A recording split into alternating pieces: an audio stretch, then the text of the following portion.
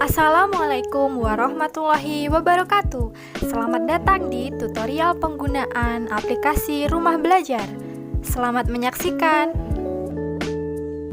Berikut ini adalah alat dan bahan yang kalian persiapkan untuk menggunakan aplikasi Rumah Belajar. Yang pertama yaitu handphone, yang kedua yaitu kuota internet. Langkah yang pertama yaitu kalian buka aplikasi Play Store di HP kalian.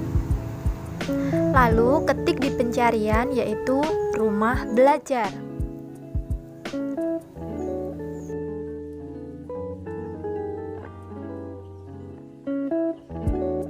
Nah, setelah ketemu lalu kalian install atau download. Setelah kalian download, lanjut kalian buka aplikasinya. Setelah kalian buka, pasti akan muncul tampilan seperti ini. Selamat datang sahabat Rumah Belajar.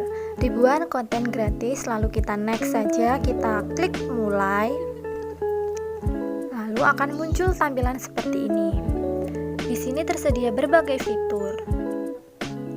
Tapi kita harus login dulu dengan akun Google. Seperti ini caranya. Kita klik akun lalu login dan kita tunggu dan pilih akun untuk melanjutkan ke Rumah Belajar.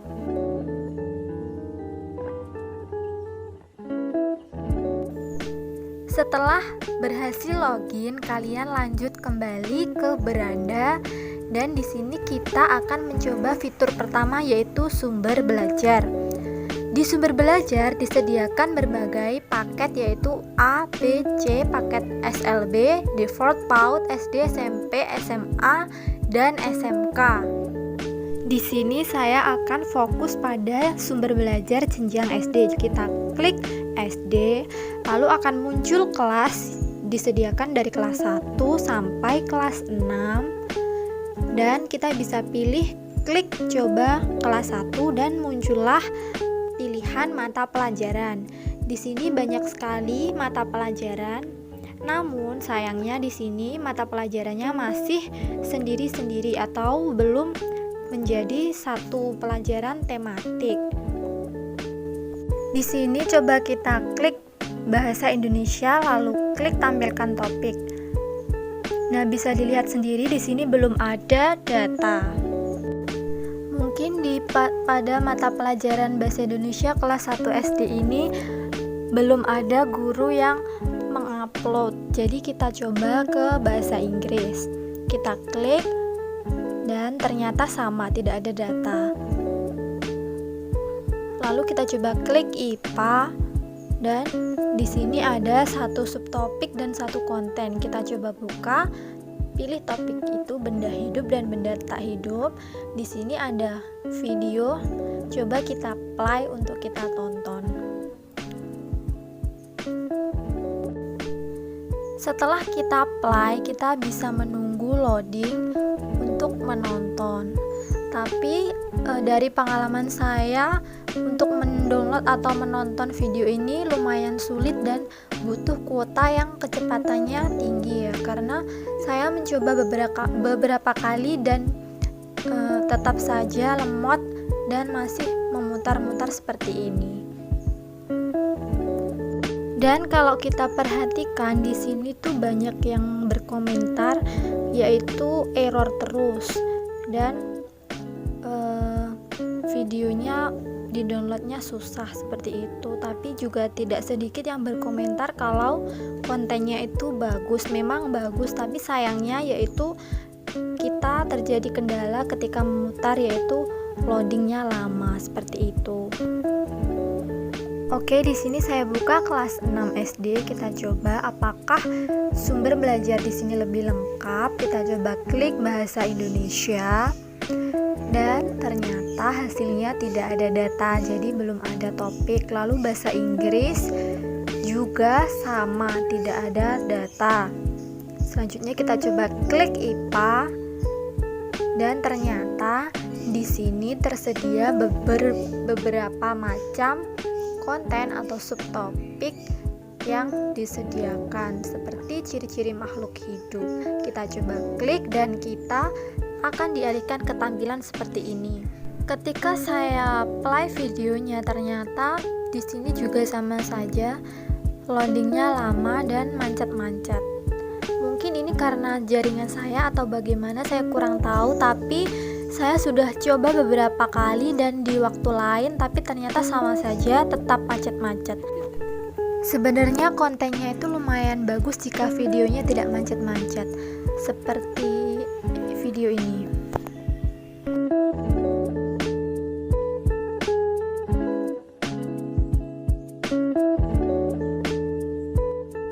Yang berada di posisi puncak pada rantai makanan. Untuk yang pertama, saya akan menjelaskan tentang ular. Ular merupakan salah satu dari kelompok hewan reptilia. Apakah kalian tahu apa saja ciri-ciri ular?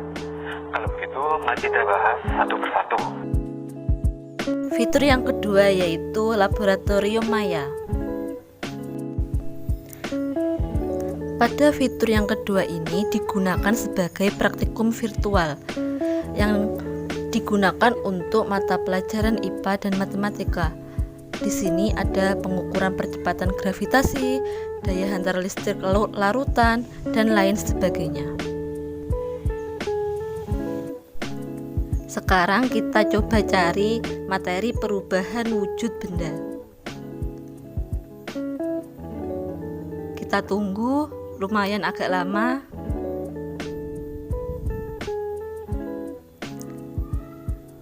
Dan ternyata materi perubahan wujud benda tidak terdapat pada fitur ini, karena pada fitur ini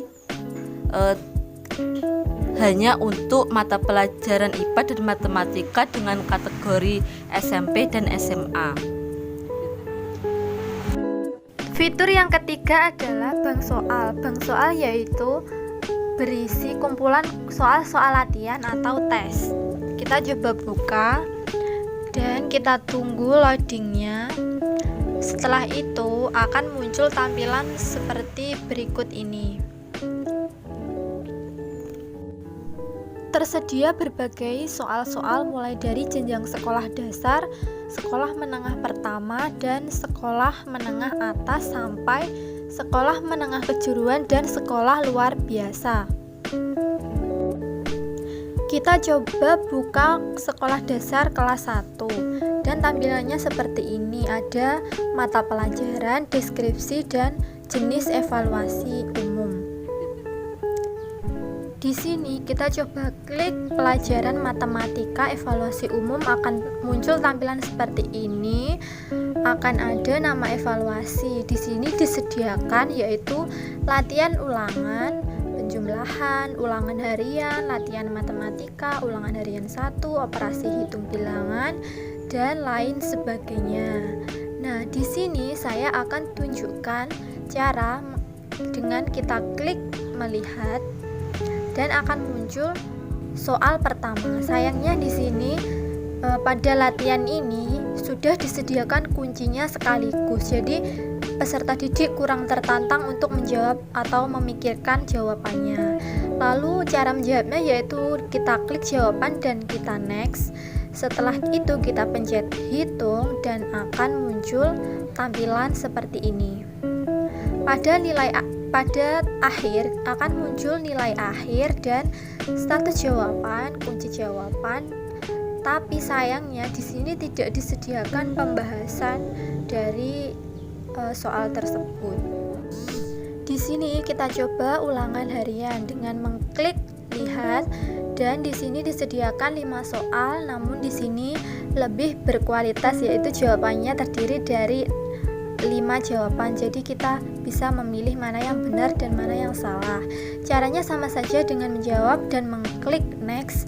Lalu pada akhirnya akan ditampilkan nilai akhir dan kunci jawaban beserta mana jawaban kita yang benar dan salah. Namun sayangnya sekali lagi di sini tidak disertakan pembahasan atau cara dalam menghitung atau memikirkan soal tersebut. Fitur yang keempat yaitu kelas digital. Kelas digital yaitu kelas online di mana guru dan peserta didik bisa membuat kelas diskusi. Caranya dengan klik daftar, kita tunggu. Kalian bisa memilih sebagai siswa atau sebagai guru dan sebagai penyelenggara. Saya akan memilih daftar sebagai siswa. Kita tunggu. Terdapat 3 langkah dalam daftar sebagai peserta, yaitu langkah pertama daftar, ada ID user, nama, password, konfirmasi password, NISN, alamat email, dan lain sebagainya. Setelah kita selesai pada tahap 1, kita menuju ke langkah 2 yaitu unggah foto, dan menuju ke langkah 3 yaitu cari diklat. Untuk daftar sebagai guru, caranya sama seperti daftar sebagai siswa, yaitu kita isi biodata yang ada seperti ID user, nama, deskripsi, password, dan lain sebagainya, dan kita klik daftar. Fitur yang kelima adalah buku sekolah elektronik. Namun di sini saya kurang tahu apakah buku sekolah elektronik ini memang belum diterbitkan atau bagaimana, karena saya sudah mencoba beberapa kali namun hasilnya tetap kosong seperti ini. Namun sepertinya memang buku sekolah elektronik pada aplikasi ini belum diterbitkan.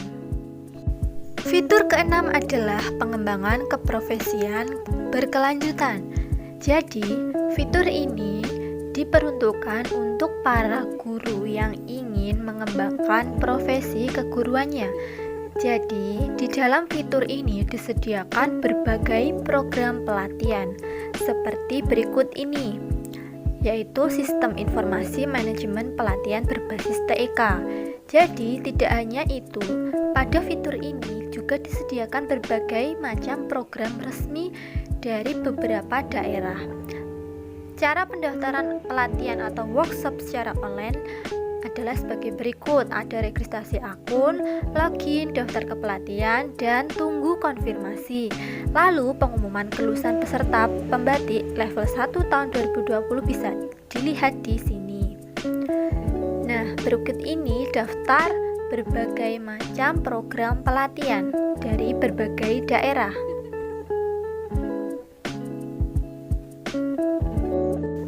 Fitur yang ke-7 adalah peta budaya. Ditunggu, masih loading.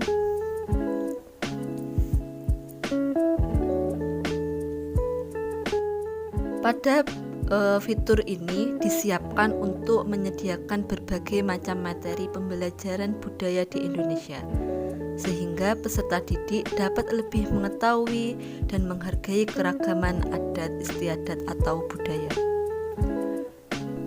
Seperti pada gambar di sini, yaitu contohnya pada komunitas adat Samin. Adat Samin merupakan salah satu suku yang ada di Indonesia. Yang kedua, malam Satu Suro. Satu Suro adalah sebagai awal pertama tahun baru Jawa. Fitur yang ke-8 adalah fitur wahana jelajah angkasa. Fitur ini dikembangkan agar peserta didik mudah mengenal benda-benda angkasa seperti planet-planet dan lain sebagainya. Selain fitur unggulan, juga terdapat fitur pendukung, yaitu ada karya guru, karya komunitas, dan karya bahasa. Jika kalian masih bingung, kalian bisa mengklik menu bantuan dan di dalamnya akan terdapat berbagai cara mulai dari login, registrasi, dan mencari konten-konten yang ada di rumah belajar. Selain itu, kita bisa melihat konten yang baru saja kita lihat di menu riwayat. Di menu riwayat ini terdapat riwayat dan riwayat aktivitas. Selanjutnya, pada menu pesan terdapat notifikasi dari berbagai fitur. Contohnya sebagai berikut.